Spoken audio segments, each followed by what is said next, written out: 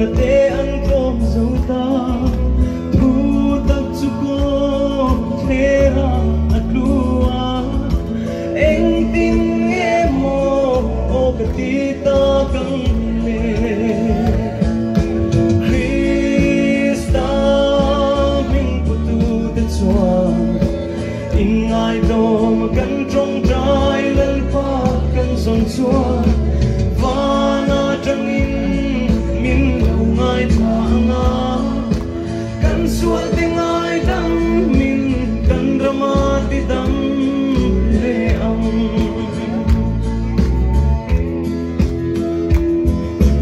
đi luang ta ca cần ông zel chuan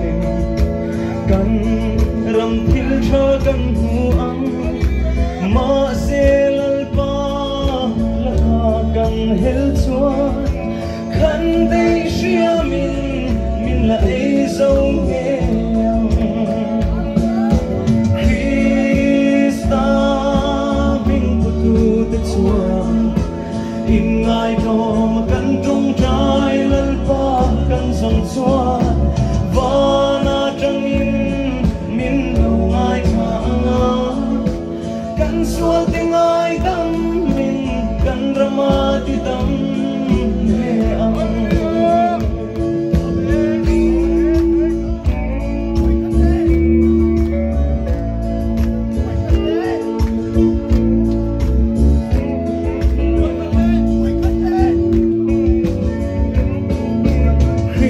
Krista mình của tu tất chuan in ai đó mà cần trong trái lần pa cần dòng xuân và na trăng in min đầu mai thang cần xuân tiếng ai đắm min cần drama ti tâm lệ âm cần xuân tiếng ai đắm min cần drama ti tâm lệ âm lần pa ra vì là sao